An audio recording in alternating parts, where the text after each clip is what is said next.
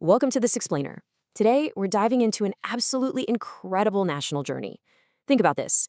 At its birth, Botswana faced staggering poverty and odds that seemed, frankly, insurmountable. Yet today, it stands as a celebrated middle-income success story and a true beacon of stability. It's a massive transformation. So it really begs a compelling, almost paradoxical question. How exactly did one of the poorest nations on Earth become Africa's best-kept secret? I mean, how did a nation manage to turn its barren desert into diamonds, literally and figuratively, without falling prey to the resource curse that has tripped up so many others? Okay, let's dive into this. Here is our roadmap for today. First, the dawn of Botswana. Then, the struggle for independence, followed by diamonds and democratic governance, culture and society, the paradox of progress, and finally, confronting contemporary challenges. Section 1.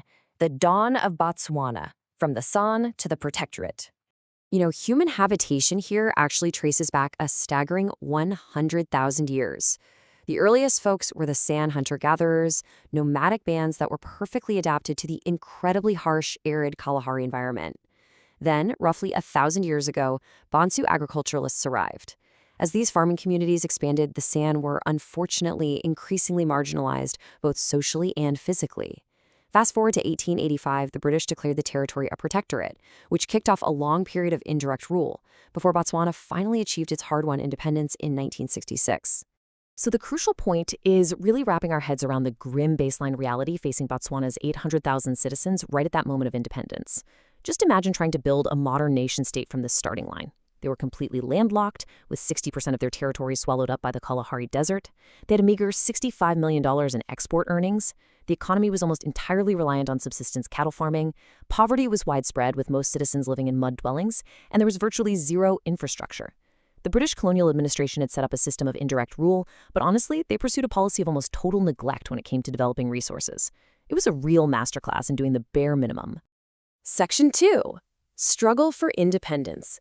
A peaceful but challenging transition. To really understand this transition, we have to look at the external pressures at play. South Africa's apartheid regime heavily pressured the British government to bar an intellectual and heir to the throne, Sir Seretse Khama, from gaining political power. Why? Primarily because of his marriage and his fiercely anti-apartheid stance. But fascinatingly, this intense external pressure actually backfired. It fueled a massive internal groundswell of opposition against colonialism, ultimately leading to Khama's return and the formation of the Botswana Democratic Party. Let's break down how this incredible pushback actually translated into independence. First, you have the British administering via indirect rule with that characteristic neglect we talked about. Second, the indigenous pushback against colonial decisions creates a huge political void. Third, and this is the most remarkable part, Botswana filled that void by establishing a parliamentary democracy entirely peacefully. They completely avoided the protracted civil strife, armed rebellions, or violent coups seen in so many other places. And finally, on October 30, 1966, they successfully created the Republic. Section 3. Diamonds and Democratic Governance. Building a New Nation. So what were the true catalysts for their incredible transformation? Well, before we even talk about the wealth, we absolutely must understand the governance at the very heart of their society, the Kingatla. These are traditional village assemblies attended by all adults to accord natural justice. Under this system, leaders rule by literal consent and have a very strict duty of care to account for their actions to the people. It's so vital to note that Botswana's world-renowned modern democracy, it isn't just a British import. It is deeply, deeply anchored in this pre-existing traditional cultural system. Now, what's really interesting here is what happened in 1961. One of the richest diamond mines on the entire planet was discovered at Orapa. Today, minerals, primarily diamonds, make up an astonishing 45% of all government revenue.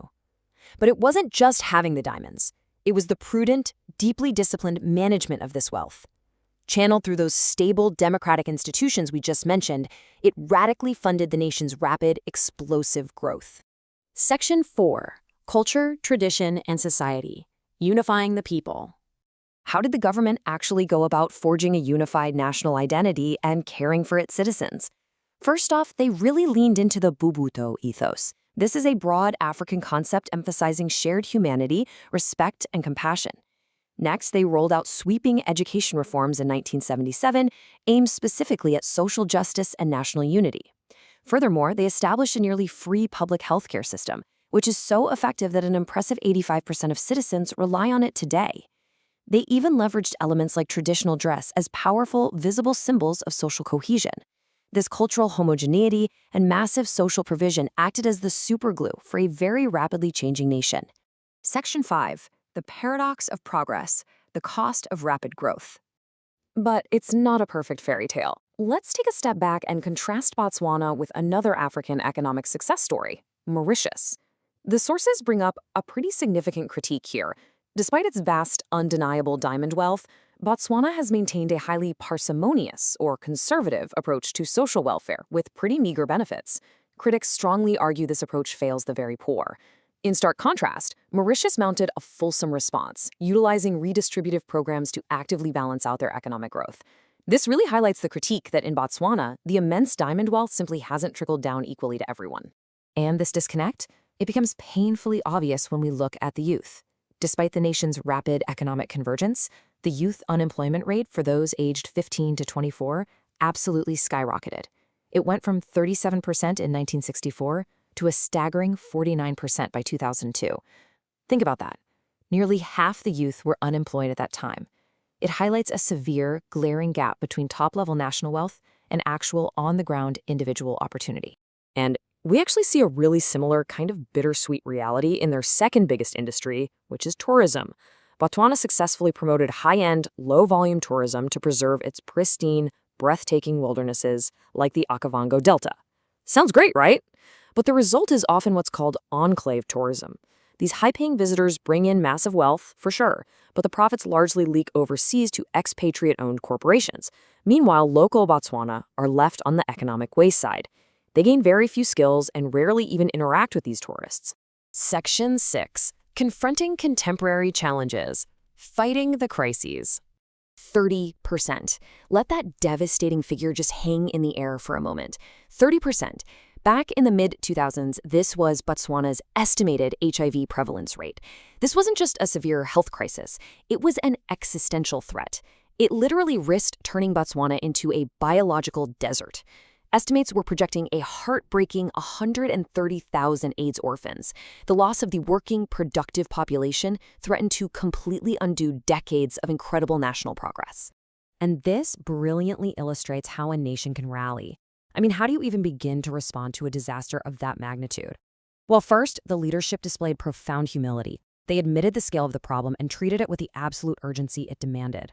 Second, they successfully mobilized unprecedented global partnerships with the UN and international donors. And third, in August 2002, they introduced a massive, entirely free antiretroviral treatment program. This unparalleled initiative saved an estimated 250,000 lives and became a shining global model for public health response. As we wrap up this explainer, I want to leave you with a truly powerful metaphor from Botswana's very first president, Sir Seretse Khama. He said, "It is wrong to build a house and then, on completion, start to build the foundations." Botswana succeeded precisely because they didn't do this. Despite staggering, almost unimaginable poverty at independence, they prioritized building their democratic, cultural, and institutional foundations first, anchored in the Galotla and a fierce commitment to stability. Only after that foundation was poured did the diamond wealth actually build the house. So as you reflect on Botswana's incredible transformation today, ask yourself, how can this crucial lesson of building the foundation before the house be applied to other developing nations facing immense challenges right now? Thank you so much for joining me, and keep learning.